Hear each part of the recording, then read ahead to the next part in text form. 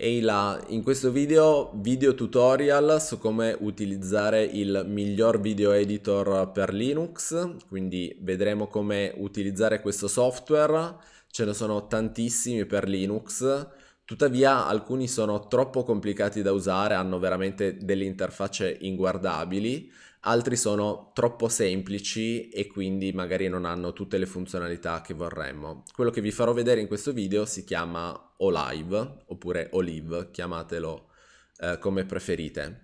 Io sono Luigi, in questo canale parliamo di tecnologie che tu puoi controllare, puoi seguirmi sui miei canali Telegram e se ti piacciono i miei video ti consiglio anche di guardare gli approfondimenti della Te Consapevole Academy. Ok, allora, come dicevo ci sono tantissimi video editor per Linux, alcuni non sono neanche specifici per Linux, quindi volendo potete provarli anche su Windows. Quelli, diciamo, più famosi sono, vabbè, DaVinci Resolve, che è multipiattaforma, KDN Live, che è probabilmente quello storico, e poi ce ne sono altri che sono appunto o troppo semplici oppure forse troppo complicati da usare. Scrivetemi nei commenti quale video editor voi utilizzate.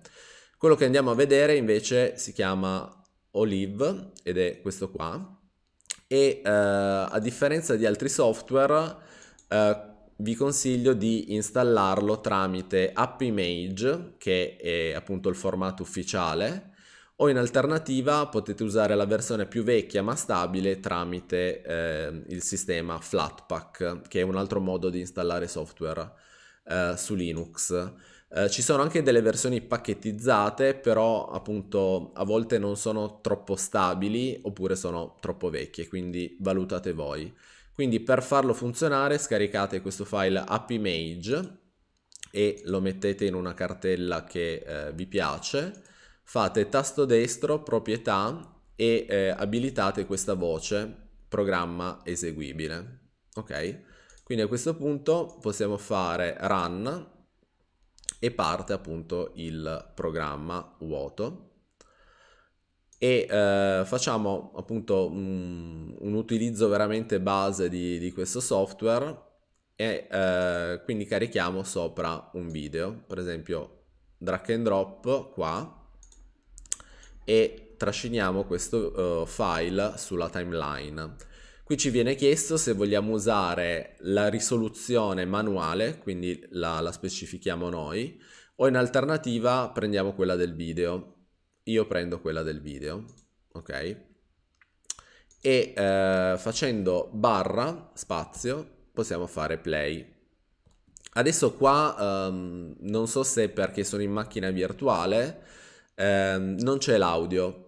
Se voi doveste trovarvi in una situazione simile, vi consiglio di andare su Tools, Preferenze, Audio e mettere al posto di alza, mettere OSS.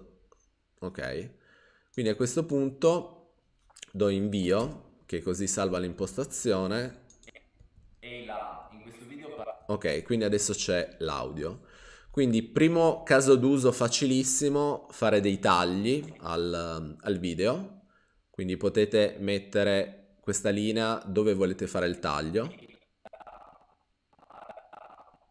Ok, faccio un taglio qua. Per fare il taglio faccio CTRL K. Dovrebbe essere questo, però appunto diciamo questo è il primo taglio.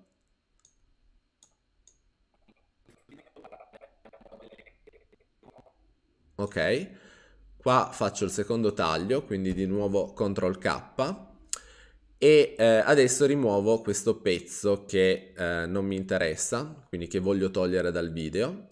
Quindi faccio tasto destro, abbiamo diciamo due modalità di eliminazione, quindi delete vi lascia il buco vuoto e su questo buco vuoto potete fare ripple delete, quindi qua ci sono anche gli shortcut, vi consiglio poi di usare gli shortcut o volendo potete fare direttamente questa cosa, quindi vi viene anche colmato lo spazio vuoto, quindi vediamo come è venuto.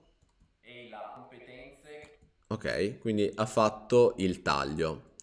Un'altra cosa per me molto importante è la modalità di vedere il video velocizzato e per fare questo potete fare barra e poi L. E la competenze che ti servono ai tempi dell'intelligenza artificiale, quest'anno abbiamo visto veramente delle cose incredibili con l'intelligenza artificiale. Ok, quindi premendo L avete la possibilità di vedere in anteprima come sta venendo il video a velocità velocizzata, così appunto non dovete stare tanto a perdere tempo a vedere se è venuto il taglio bene e appunto potete vedere subito più o meno il rendering senza aspettare e senza vederlo a velocità normale.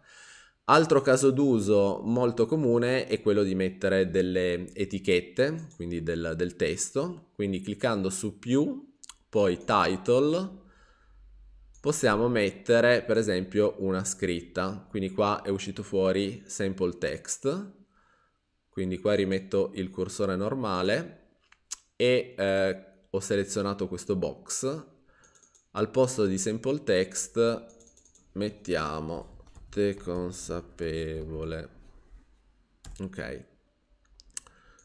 vediamo se me l'ha preso, sì, e qui non c'è più perché giustamente è da un'altra parte. Volendo si può spostare il box dove preferiamo e di nuovo possiamo vedere come è venuto il risultato finale. Ok, quindi questo è l'utilizzo secondo me base di qualsiasi video editor. Io ne ho provati tantissimi, però secondo me questo è quello più veloce, visto che comunque è anche accelerato di hardware, a differenza di altri video editor per Linux che vi occupano solo tanta CPU. E una volta che siete soddisfatti potete fare File, Esporta, Media, e appunto qua potete esportarlo come MP4. Qui vi fa vedere tutti i dati, potete anche scegliere la qualità appunto di esportazione. Nella versione precedente mettevo come qualità 18, adesso questa è la versione nuova. Comunque appunto è un parametro che mi era capitato in passato di dover modificare e poi fate esporta e quindi qua parte con l'esportazione del video. Ok, questo era il mio tutorial di video editing su Linux, visto che alcune applicazioni professionali le persone magari fanno fatica a trovarle. Secondo me questo Olive merita di essere provato e niente. Scrivetemi nei commenti quale video editor utilizzate. Con questo è tutto. Come sempre lasciatemi un mi piace se il video vi è piaciuto e iscrivetevi al canale se non siete ancora iscritti. Ciao a tutti!